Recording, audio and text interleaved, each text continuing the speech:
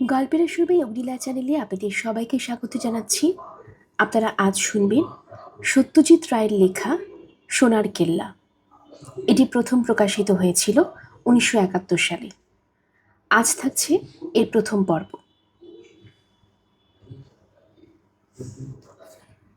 ফেলুদা হাতের বইটা সশব্দে বন্ধ করে টকটক করে দুটো তুড়ি মেরে বিরাট হাই তুলে বলল, জিওমেট্রি। আমি জিজ্ঞেস করলাম, এতক্ষণ কি তুমি জিওমেট্রি বই পড়ছিলে? বইটাই একটা খবরের কাগজে মলাট দেওয়া। তার নামটা পড়তে পারিনি। এটা জানি যে ওটা সিধু জ্যাঠার কাছ থেকে ধার করে আনা। সিধু জ্যাঠার খুব বই কেনার বাতিক, আর বইয়ের খুব যত্ন। সবাইকে বই ধার দেন না, তবে ফেলুদাকে দেন। ফেলুদাও সিধু জ্যাঠার বই বাড়িতে এনে আগে সেটাই একটা মলাট দিয়ে নেয়। একটা 4 মিনিট ধরিয়ে পরপর দুটো ধোয়ার রিং ছেড়ে ফেলুদা বলল, জিওমেট্রি বই বলে আলাদা কিছু নেই। যে কোনো বইই জিওমেট্রি বই হতে পারে, কারণ সমস্ত জীবনটাই জিওমেট্রি। লক্ষ্য করি নিশ্চয়ই, ধোয়ার রিংটা যখন আমার মুখ থেকে বেরোলো তখন ওটা ছিল পারফেক্ট সার্কেল। ওই সার্কেল জিনিসটা কিভাবে ছড়িয়ে আছে বিশ্ব ব্রহ্মাণ্ডে সেটা একবার ভেবে দেখ। তোর নিজের শরীরে দেখ, তোর চোখের মণিটা একটা সার্কেল। এই সার্কেলের সাহায্যে তুই দেখতে পাচ্ছিস আকাশের চাঁদ, তারা, সূর্য। এগুলোকে ফ্ল্যাটভাবে কল্পনা করলে সার্কেল, আসলে গোলক, এক একটা সলিড বুদবুদ, অর্থাৎ জিওমেট্রি। সৌরজগতের গ্রহগুলো আবার সূর্যকে প্রদক্ষিণ করছে এলিপটিভ কার্ভে। এখানেও জিওমেট্রি। তুই যে একটু আগে জানালা দিয়ে থুক করে রাস্তায় থুতু ফেললি, অবশ্য ফেলা উচিত নয়, ওটা আনহাইজেনিক। নেক্সট টাইম ফেললে গাট্টা খাবি। ওই থুতুটা গেল কিন্তু একটা প্যারাবোলিক কার্ভে, জিওমেট্রি। মাকড়সার জাল জিনিসটা ভালো করে দেখেছিস কখনো? কি জটিল জিওমেট্রি রয়েছে তাতে জানিস? একটা সরল চতুষ্কোণ দিয়ে শুরু হয় জাল বোনা।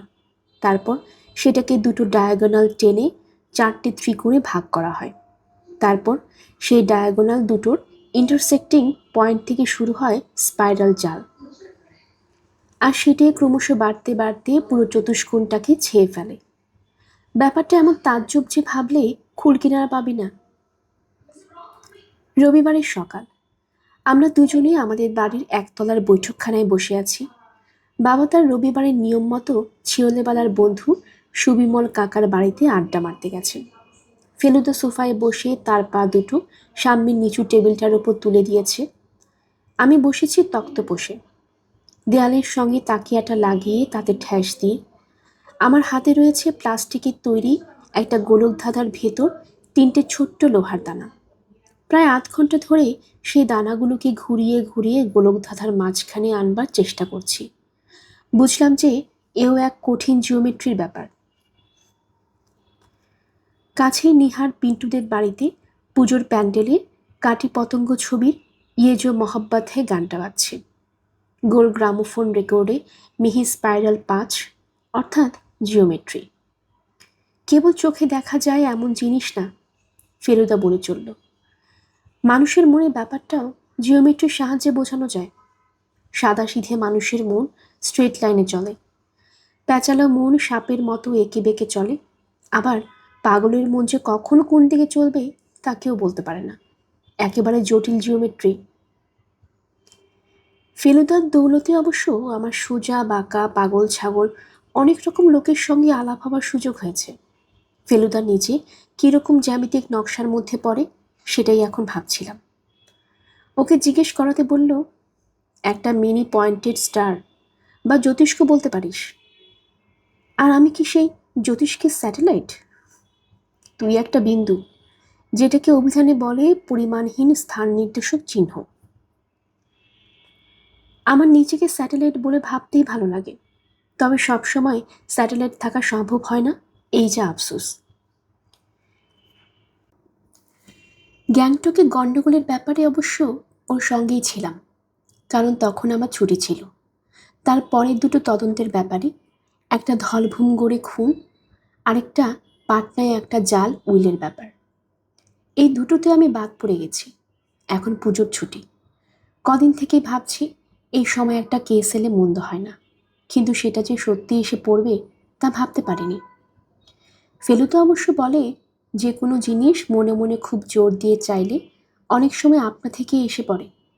মোট কথা, আজ যেটা ঘটল সেটা আমার এই চাওয়ার ফল বলে ভেবে নিতে আমার কোনো আপত্তি নেই। পিন্টুদের বাড়ির লাউড স্পিকারে সবে মাত্র জনি মেরা নাম এর একটা গান দিয়েছে। ফেলুদা অ্যাশট্রেতে ছাই ফেলে হিন্দুস্তান স্ট্যান্ডার্ড কাগজটা হাতে নিয়েছে। আমি একবার রাস্তায় বেরোবো কিনা ভাবছি, এমন সময় আমাদের বাইরের দরজাটার কড়াটা কি যেন সজোরে নেড়ে উঠল।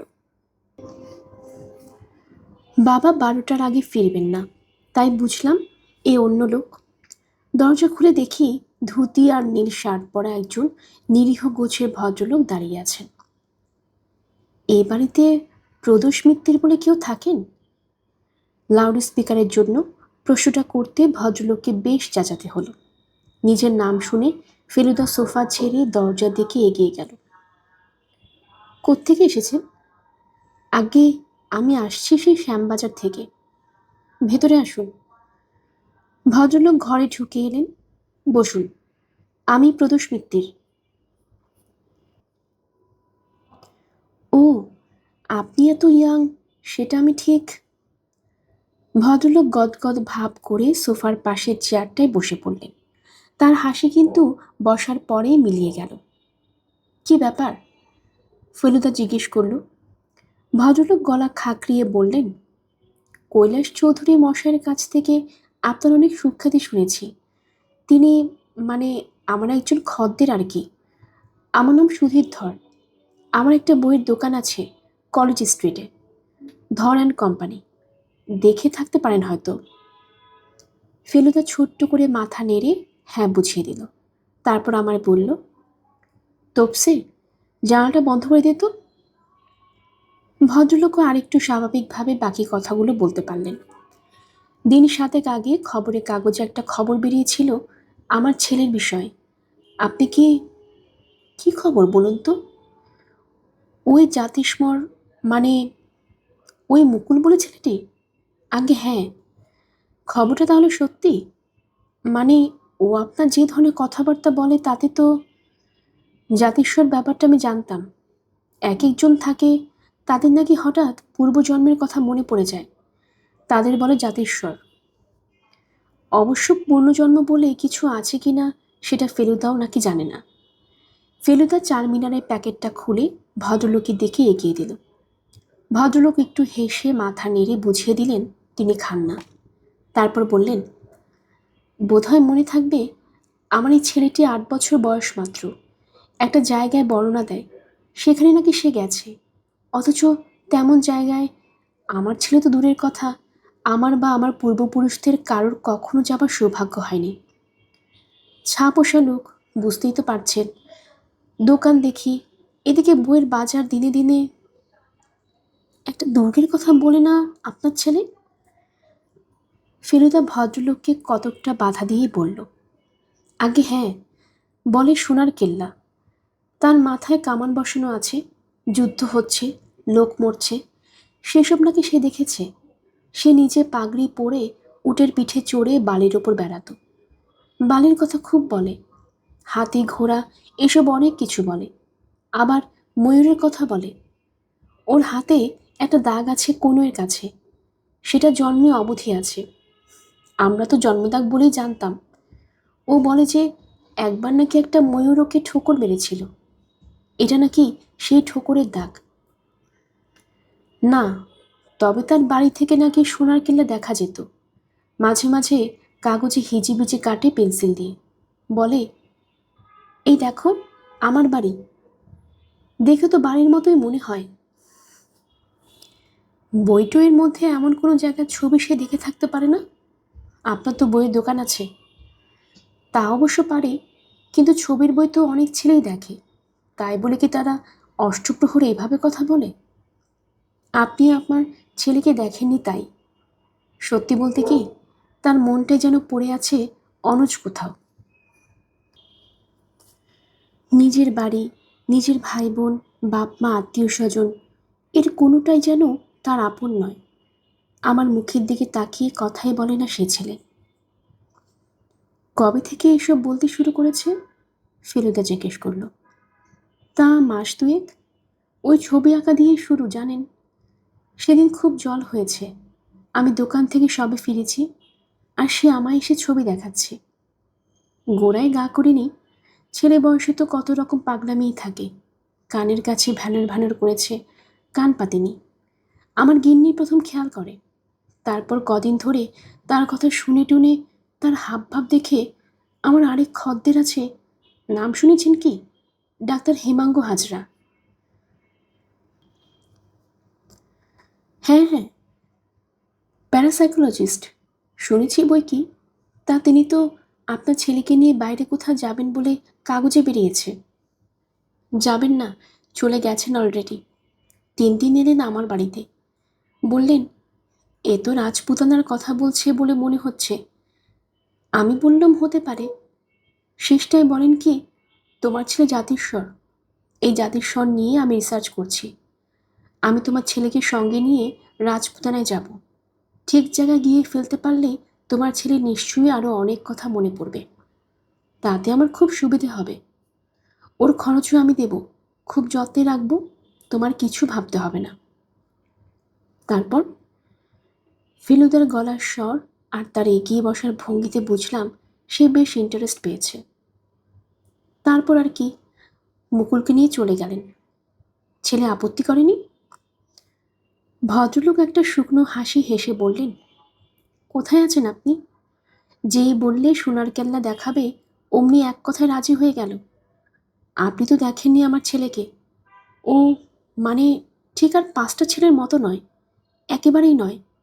রাত 3টের সময় উঠে বসে আছে, গুনগুন করে গান গাইছে। ফিল্মের গানটার নয় মশাই, গেও গেও সুর। তবে বাংলাদেশের গান নয় এটা জানি। আমি আবার একটু হারমোনিয়াম টারমোনিয়াম বাজাই, বুঝেছেন।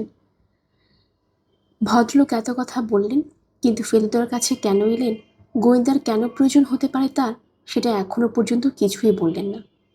হঠাৎ ফেলুদার একটা কথাতেই যেন ব্যাপারটা একটা অন্য চেহারা নিয়ে নিল। আপনার ছেলে তো কী সব গুপ্তধনের কথা বলেছে না? ভদ্রলোক হঠাৎ কেমন যেন মুষড়ে পড়ে একটা দীর্ঘশ্বাস ফেলে বললেন, সেইখানেই তো গণ্ডগোল মশাই। আমায় বলেছে বলেছে, কিন্তু কাগজের রিপোর্টারের সামনে কথাটা বলেই তো সর্বনাশ করেছে। কেন সর্বনাশ বলছেন কেন? প্রশ্নটা করেই ফেলুদা আমাদের চাকর শ্রীনাথকে হাঁক দিয়ে চা আনতে বলল। ভদ্রলোক বললেন, কেন সেটা বুঝতেই পারবেন। গতকাল সকালে তুফান এক্সপ্রেসে হেমাঙ্গবাবু আমার ছেলেকে নিয়ে রাজস্থান রওনা দিয়েছেন। আর ফেলুদা বাধা দিয়ে বলল, রাজস্থানে কোন জায়গায় গেছেন সেটা জানেন? সুধীরবাবু বললেন, যোধপুর বলেই তো বললেন। বললেন, যখন বালির কথা বলছে তখন উত্তর পশ্চিম দিকটা দিয়ে শুরু করব। তা সে যাকগে, এখন কথা হচ্ছে কি, কাল সন্ধ্যায় আমাদের পাড়া থেকে একটি মুকুলের বয়সী ছেলেকে কে বা কারা যেন ধরে নিয়ে যায়। আপনার ধারণা তাকে আপনার ছেলে বলে ভুল করে? সেই বিষয়ে কোনো সন্দেহ নেই, দুজনের চেহারাতেও বেশ মিল আছে। শিবরতন মুখুজ্জে সলিসিটরের বাড়ি আছে আমাদের পাড়ায়। এটি সেই বাড়িরই ছেলে, নাম নীলু, মুখুজ্জে মশায়ের নাতি। তাদের বাড়িতে বুঝতেই পারছেন, কান্নাকাটি পড়ে গেল। পুলিশ টুলিশ অনেক হাঙ্গামা। এখন অবশ্য তাকে ফিরে পেয়ে সব ঠান্ডা। এর মধ্যেই ফেরত দিয়ে দিল আজই ভোরে। কিন্তু তাতে কি হলো মশাই, আমার তো এদিকে মাথা খারাপ হয়ে গিয়েছে। যারা কিডন্যাপ করেছিল তারা তো বুঝেছে ভুল ছেলে এনেছে, কিন্তু সেই ছেলে যে এদিকে তাদের বলে দিয়েছে যে মুকুল যোধপুর গেছে। এখন ধরুন, যদি সে গুন্ডারা গুপ্তধনের লোভে রাজস্থান ধাওয়া করে, তাহলে তো বুঝতেই পারছেন। ফেলুদা চুপ করে ভাবছে, তার কপালে 4টে ঢেউ খেলানো দাগ। আমার বুকের ভেতর টিপটিপানি।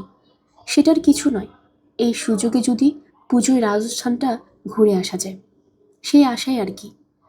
যোধপুর, চিতোর, উদয়পুর নামগুলো শুনেছি কেবল, আর ইতিহাসে পড়েছি, আর অবন ঠাকুরের রাজকাহিনীতে, যেটা আমার নরেশ কাকা আমাকে জন্মদিনে দেয়।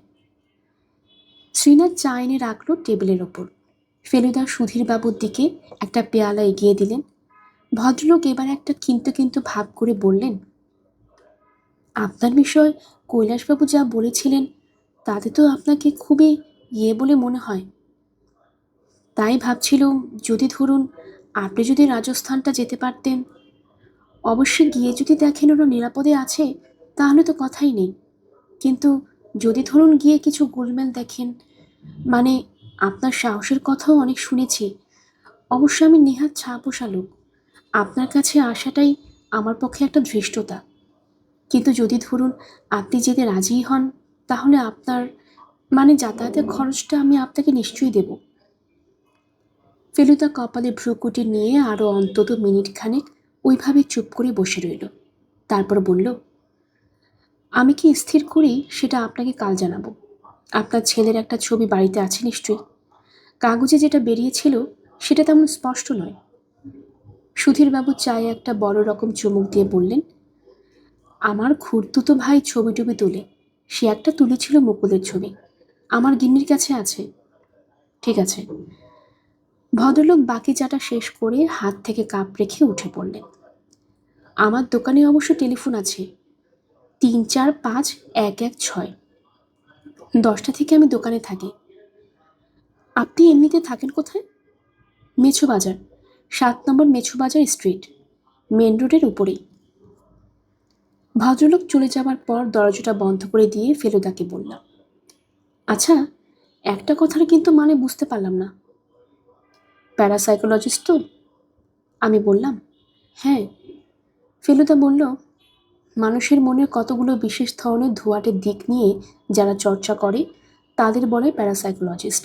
যেমন টেলিপ্যাথি, একজন লোক আরেকজন লোকের মনের কথা জেনে ফেলল, কিংবা নিজের মনের জোরে আরেকজনের চিন্তার মোড় ঘুরিয়ে দিল। অনেক সময় এমন হয় যে তুই ঘরে বসে আছিস, হঠাৎ একজন পুরনো বন্ধুর কথা মনে পড়ল, আর ঠিক সেই মুহূর্তেই সে বন্ধু তোকে টেলিফোন করলো। প্যারাসাইকোলজিস্টরা বলে যে ব্যাপারটা আকস্মিক নয়, এর পেছনে আছে টেলিপ্যাথি। আরও আছে, যেমন এক্সট্রা সেন্সরি পারসেপশন, যাকে সংক্ষেপে বলে ইএসপি। ভবিষ্যতে কী ঘটতে যাচ্ছে সেটা আগে থেকে জেনে ফেলা। বা এই যে জাতিস্বর, পূর্বজন্মের কথা মনে পড়ে যাওয়া, এগুলো সবই হচ্ছে প্যারাসাইকোলজিস্টদের গবেষণার বিষয়। এই হেমাঙ্গ হাজরা বুঝি খুব বড় প্যারাসাইকোলজিস্ট? যে কটি আছেন তাদের মধ্যে তো বেশ নাম করা বলেই জানি। বিদেশে টিদেশে গেছে, লেকচার টেকচার দিয়েছে, বোধহয় একটা সোসাইটিও করেছে। তোমার এইসব জিনিসে বিশ্বাস হয় বুঝি? আমি যেটা বিশ্বাস করি সেটা হলো এই যে, প্রমাণ ছাড়া কোনো জিনিস বিশ্বাস বা অবিশ্বাস করাটা বোকামো। মনটা খোলা না রাখলে যে মানুষকে বোকা বলতে হয় তার প্রমাণ ইতিহাসে অজস্র আছে। এককালে লোকে পৃথিবীটা ফ্ল্যাট বলে মনে করতো জানিস, আর ভাবতো যে একটা জায়গায় গিয়ে পৃথিবীটা ফুরিয়ে গেছে, যার পর আর যাওয়া যায় না। কিন্তু ভূপর্যটক ম্যাগেলান যখন এক জায়গা থেকে রওনা হয়ে ভূপ্রদক্ষিণ করে আবার সেই জায়গাতেই ফিরে এলেন, তখন ফ্ল্যাটওয়ালারা সব মাথা চুলকোতে লাগলেন। আবার লোকে এটাও বিশ্বাস করেছে যে পৃথিবীটাই স্থির, গ্রহ নক্ষত্র সূর্য তাকে প্রদক্ষিণ করছে। একসময় একদল আবার ভাবত যে আকাশটা বুঝি একটা বিরাট উপর করা বাটি, যার গায়ে তারাগুলো সব মণিমুক্তোর মতো বসানো আছে। কোপারনিকাস প্রমাণ করলো যে সূর্য স্থির, আর সূর্যকে ঘিরে পৃথিবীর সমেত সৌরজগতের সব কিছু ঘুরছে। কিন্তু কোপারনিকাস ভেবেছিল যে এই ঘোড়াটা বুঝি বৃত্তাকারে। কেপলার এসে প্রমাণ করল ঘোড়াটা আসলে এলিপটিক কক্ষে। তারপর আবার গ্যালিলিও। যাকে, তোকে এত জ্ঞান দিয়ে লাভ নেই, তোর নাবালক মস্তিষ্কে এসব ঢুকবে না। ফেলুদা এত বড় গোয়েন্দা হয়েও বুঝতে পারল না যে আমাকে এখন খোঁচা টোচা দিয়ে আমার ফুর্তিটা মাটি করা সহজ হবে না। কারণ আমার মন অলরেডি বলেছে যে এবার ছুটিটা রাজস্থানেই কাটবে, আর নতুন দেশ দেখার সঙ্গে সঙ্গে চলবে নতুন রহস্যের জট ছাড়ানো। দেখা যাক আমার টেলিপ্যাথির দৌড় কদ্দূর। ফেলুদা যদিও একদিন সময় চেয়েছিল, সুধীরবাবু চলে যাওয়ার 1 ঘন্টার মধ্যেই ও রাজস্থান যাওয়ার ঠিক করে ফেলল। কথাটা আমাকে বলতে আমি বললাম, আমিও যাচ্ছি তো। ফেলুদা বলল, 1 মিনিটের মধ্যে রাজস্থানের 5টা কেল্লাওয়ালা শহরের নাম করতে পারলে চান্স আছে। যোধপুর, জয়পুর, চিতোর, বিকানির আর আর বুদির কিল্লা। রিস্টওয়াচের দিকে এক ঝলক তাকিয়ে নিয়ে তড়াক করে সোফা থেকে উঠে পড়ে 3.5 মিনিটের মধ্যে পায়জামা পাঞ্জাবি ছেড়ে প্যান্ট শার্ট পরে নিয়ে ফেলুদা বলল, আজ রোববার, 2টো পর্যন্ত ফেয়ারলি প্লেস খোলা, চট করে রিজার্ভেশনটা করে আসি। 1টার মধ্যে ফেলুদা কাজ সেরে বাড়ি ফিরে এসে প্রথমে ডিরেক্টরি খুলে নম্বর বার করে ডক্টর হেমাঙ্গু হাজরার বাড়িতে একটা টেলিফোন করল। যে লোকটা নেই তাকে ফোন করা হচ্ছে কেন জিজ্ঞেস করাতে বলল, সুধীরবাবু লোকটা সত্যি কথা বলেছে কিনা সেটা প্রমাণের দরকার ছিল। পেলে প্রমাণ? হ্যাঁ। দুপুরবেলাটা ফেলুদা বুকের তলায় বালিশ নিয়ে উপর হয়ে তার খাটে শুয়ে একসঙ্গে 5খানা বই ঘাটাঘাটি করল। 2টো বই পেলিক্যানের, সেগুলো প্যারাসাইকোলজি সম্বন্ধে। এগুলো নাকি ফেলুদা তার কলেজের পুরনো বন্ধু অনুতোষ বটব্যালের কাছ থেকে ধার করে এনেছে। অন্য 3টের মধ্যে একটা হলো টড সাহেবের লেখা রাজস্থানের বই, আরেকটা হলো guide to India, Pakistan, Burma and Ceylon, আর আরেকটা হলো ভারতবর্ষের ইতিহাস, কার লেখা ভুলে গেছি। বিকেলে চা খাবার পর ফেলুদা বলল, তৈরি হয়ে নে, একবার সুধীরবাবুর বাড়ি যাওয়া দরকার। এখানে বলে রাখি যে বাবাকে রাজস্থান যাচ্ছে বলাতে উনি খুব খুশি হলেন। উনি নিজে দাদুর সঙ্গে ছেলেবেলায় 2বার রাজস্থান ঘুরে এসেছেন। বললেন, চিতোরটা মিস করিস না, চিতোরের কেল্লা দেখলে গায়ে কাটা দেয়। রাজপুতরা যে কত বড় বীর যোদ্ধা ছিল সেটা তাদের দুর্গের চেহারা দেখলেই বোঝা যায়। সন্ধ্যা 6:30 নাগাদ আমরা 7 নম্বর মেছোবাজার স্ট্রিটে গিয়ে হাজির হলাম। ফেলুদা যেতে রাজি হয়েছে শুনে সুধীরবাবুর মুখে আবার সেই গদগদ ভাব ফুটে উঠল। কি বলেছে কৃতজ্ঞতা জানাবো আপনাকে তা বুঝতে পারছি না। ফেলুদা বলল, এখনো সেটার প্রয়োজন আসেনি সুধীরবাবু, এখন ধরে নিন আমরা এমনি বেড়াতে যাচ্ছি, আপনার অনুরোধে যাচ্ছি না। যাই হোক, একটু চা খাবেন তো? সময় খুব কম, আমরা কালই রওনা হচ্ছি, কিন্তু তার আগে 2টো কাজ আছে। এক হচ্ছে আপনার ছেলের একটা ছবি চাই, আর 2, যদি সম্ভব হয় তাহলে সেই নীলু ছেলেটির সঙ্গে একবার দেখা করব, সেই যাকে কিডন্যাপ করেছিল। সুধীরবাবু বললেন, এমনিতে সে ছেলে বিকেলে বাড়িতে থাকে না, তাছাড়া পুজোর বাজার, বুঝতেই তো পারছেন। তবে আজ বোধ হয় তাকে আর বেরোতে দেবে না। দাঁড়ান, আগে ছবিটা এনে দিই আপনাকে। সুধীরবাবুর বাড়ির 3টে বাড়ির পরে একই ফুটপাতে হলো সলিসিটর শিবরতন মুখার্জির বাড়ি। ভদ্রলোক বাড়িতেই ছিলেন। সামনের বৈঠকখানায় তক্তপোষে একজন মুখে শ্বেতের দাগওয়ালা লোকের সঙ্গে বসে চা খাচ্ছিলেন। সুধীরবাবুর কথা শুনে বললেন, আপনার ছেলের দৌলতে আমার নাতিরও যে খ্যাতি বেড়ে যাচ্ছে দেখতে পাচ্ছি, বসুন আপনারা। মনোহর। চাকর এলে পর শিবরতনবাবু বললেন, এদের 3জনের জন্য চা কর, আর দেখ তো নীলু আছে কিনা, বল আমি ডাকছি। আমরা একটা বড় টেবিলের পাশে 3টে চেয়ারে বসেছিলাম। আমাদের দুপাশের দেয়ালের সামনে সিলিং পর্যন্ত উঁচু আলমারি মোটা মোটা বইয়ের ঠাসা। ফেলুদা বলে যে আইনের ব্যাপারে যত বই লাগে অন্য কিছুতে নাকি তত লাগে না। আমি এই ফাঁকে একবার মুকুলের ফটোটা ভালো করে দেখে নিলাম। বাড়ির ছাদে তোলা ছবি। ছেলেটি রোদে ভ্রু কুঁচকে গভীর মুখ করে সোজা ক্যামেরার দিকে তাকিয়ে রয়েছে। শিবরতন বাবু বললেন, নীলুকে আমরাও অনেক কিছু জিজ্ঞেস করেছি, গোড়ার দিকে তো কথাই বলছিল না, নার্ভাস শকে ঘুম মেরে গিয়েছিল। বিকেলের দিক থেকে একটু নর্মাল মনে হচ্ছে। পুলিশে খবর দেওয়া হয়নি? ফেলুদা জিজ্ঞেস করল। ধরে নিয়ে যাবার পর দেওয়া হয়েছিল, তবে তারা কিছু করবার আগেই তো দেখছি ফেরত এসে গেল।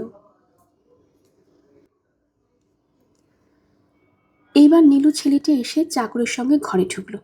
সত্যি ছবিতে মুকুলের যে চেহারা দেখছি তার সঙ্গে বেশ মিল আছে। দেখে বেশ বোঝা যাচ্ছে ছেলেটির এখনো ভয় কাটেনি। সেই সন্দেহের ভাব করে আমাদের দিকে চেয়ে রয়েছে। ফেলুদা হঠাৎ প্রশ্ন করে বসল, তোমার হাতে বুঝি ব্যথা পেয়েছ নীলু? শিবরতন কি জানি একটা বলতে যাচ্ছিলেন, কিন্তু ফেলুদা তাকে ইশারা করে থামিয়ে দিল। নীলু নিজের প্রশ্নটার জবাব দিল, ওরা যখন আমার হাত ধরে টানলো তখন আমার হাতে ভীষণ জ্বালা করলো, কবজির কিছু উপরে কাটা দাগটা স্পষ্ট বোঝা যাচ্ছে। ফেলুদা বলল, ওরা বলছো তার মানে একজনের বেশি লোক ছিল বুঝি? একজন লোক আমার চোখটা আর মুখটা চেপে ধরলে আর কোলে তুলে নিয়ে গাড়িতে উঠল, আর আরেকজন লোক তো গাড়ি চালালো। আমার খুব ভয় করছিল। আমারও ভয় করত। ফেলুদা বলল, তোমার চেয়েও বেশি। তুমি খুব সাহসী। তো তোমাকে যখন ধরলো তখন তুমি কি করছিলে? আমি ঠাকুর দেখতে যাচ্ছিলাম। মতিদের বাড়িতে পুজো হয়। মতি আমার ক্লাসে পড়ে। রাস্তায় তখন বেশি লোকজন ছিল না বুঝি? শিবরতন বাবু বললেন, এই দিকটায় পরশু একটা গোলমাল হয়ে গেছে। বোমা টোমা পড়েছিল, তাই কাল সন্ধ্যের দিকে লোক চলাচলটা একটু কমেছে। ফেলুদা মাথা নেড়ে একটা হুঁ শব্দ করে আবার নীলুর দিকে ফিরে বলল, তোমাকে ওরা কোথায় নিয়ে গেল? জানি না, আমার চোখ বেঁধে দিয়েছিল। অনেকক্ষণ গাড়ি চলল। তারপর তারপর একটা চেয়ারে বসালো। তারপর বসে একজন বলল, তুমি কোন স্কুলে পড়ো? আমি স্কুলের নাম বললাম।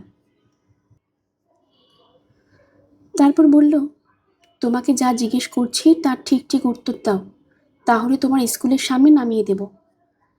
আর তাহলে তুমি বাড়ি যেতে পারবে তো? আমি বললাম, হ্যাঁ পারবো। তারপর আমি বললাম, কি জিজ্ঞেস করবে তাড়াতাড়ি করো, দেরি হলে মা বকবে। তখন লোকটা বলল, সোনার কেল্লা কোথায়? তখন আমি বললাম, আমি জানি না, আর মুকুলও জানে না, ও খালি সোনার কেল্লা জানে। তখন ওরা সব কি ইংরেজিতে বলল, মিস্টেক। তারপর বলল, তোমার নাম কি? আমি বললাম, মুকুল আমার বন্ধু, কিন্তু সে রাজস্থানে চলে গেছে। তখন বলল, জায়গাটার নাম তুমি জানো? আমি বললাম, জয়পুর। জয়পুর বললে? ফেলুদা জিজ্ঞেস করল। না না, যোধপুর। হ্যাঁ, যোধপুর বললাম। নীলু একটু থামল। আমরাও সকলে চুপ। চাকর চা আর মিষ্টি এনে রেখে গেছে, কিন্তু কারোরই সেদিকে দৃষ্টি নেই। ফেলুদা বলল, আর কিছু মনে পড়ছে? নীলু একটু ভেবে বলল, একজন লোক সিগারেট খাচ্ছিল। না না, চুরুট। তুমি চুরুটের গন্ধ জানো? আমার মেসোমশাই খায় যে। সেই রাত্রে তুমি ঘুমোলে কোথায়? ফেলুদা প্রশ্ন করল। নীলু বলল, জানি না তো। জানো না? জানো না মানে? আমাকে একবার বলল দুধ খাও, তারপর একটা খুব ভারী গেলাসে দুধ দিল, আর আমি খেলাম। আর তারপর তো আমি ঘুমিয়ে পড়লাম বসে বসে। তারপর ঘুম ভাঙলো কখন? নীলু একটু বেচারা বেচারা ভাব করে শিবরতন বাবুর দিকে তাকালো। শিবরতন বাবু হেসে বললেন, ওর ঘুম ভাঙে বাড়িতে আসার পর। ওকে ওর স্কুলের সামনে ফেলে দিয়ে গিয়েছিল, তখনও ঘুমন্ত, বোধহয় ভোর রাত্রের দিকে। তারপর আমাদের বাড়িতে যে লোকটা খবরের কাগজ দেয়, সে ভোরে সাইকেল করে ওখান দিয়ে যাবার সময় দেখতে পায়। ওই এসে আমাদের বাড়িতে খবর দেয়। তারপর আমি আমার ছেলেকে গিয়ে ওকে নিয়ে আসি। ডাক্তার বললে যে কোনো ঘুমের ওষুধ একটু হেভি ডোজে খাইয়ে দিয়েছিল, আর কি। ফেলুদা গম্ভীর। চায়ের পেয়ালাটা তুলে নিয়ে চাপা গলায় একবার শুধু বলল, স্কাউন্ডলেস। তারপর নীলুকে পিঠ চাপড়িয়ে দিয়ে বলল, থ্যাংক ইউ নীলবাবু, এবার তুমি যেতে পারো। শিবরতন বাবুর কাছ থেকে বিদায় নিয়ে রাস্তায় বেরোবার পর সুধীরবাবু বললেন, চিন্তার কারণ আছে বলে মনে করছেন কি? ফেলুদা বলল, কয়েকজন অত্যন্ত লোভী এবং বেপরোয়া লোক যে আপনার ছেলের ব্যাপারে একটু বেশি মাত্রায় কৌতূহলী হয়ে পড়েছে, সে তো দেখতেই পাচ্ছি। তবে তারা রাজস্থান পর্যন্ত যাবে কিনা সেটা বলা মুশকিল। ভালো কথা, আপনি বরং আমাকে একটা চিঠি দিয়ে দিন। ডক্টর হাজরা তো আর আমাকে চেনেন না, আপনি আমাকে ইন্ট্রোডিউস করে দিলে সুবিধে হবে। চিঠিটা দেবার পর সুধীরবাবু আরেকবার ফেলুদাকে রাজস্থানে ভাড়াটা অফার করলেন। ফেলুদা তাতে কানই দিল না। বাস স্টপের কাছাকাছি এসে ভদ্রলোক বললেন, গিয়ে অন্তত একটা খবর দেবেন স্যার, বড্ড চিন্তায় থাকব। অবশ্য ডাক্তারবাবু লিখবেন চিঠি, নিজেই কথা দিয়েছেন, কিন্তু যদি নাও লেখেন, আপনি অন্তত একখানা। বাড়িতে ফিরে এসে গোছগাছ করার আগে ফেলুদা তার বিখ্যাত নীল খাতা ভলিউম 6 খুলে খাটে বসে বলল, কতগুলো তারিখের হিসেব বলতো দেখি, লিখে নি। ডক্টর হাজরা মুকুলকে নিয়ে রাজস্থানে রওনা হয়েছেন কবে? গতকাল 9 অক্টোবর। নীলুকে কিডন্যাপ করেছিল কবে? কালই, সন্ধ্যাবেলা। ফেরত দিয়েছে আজ সকালে, অর্থাৎ 10-ই। আমরা রওনা হচ্ছি কাল 11-ই সকালে। আগ্রা পৌঁছবো 12-ই।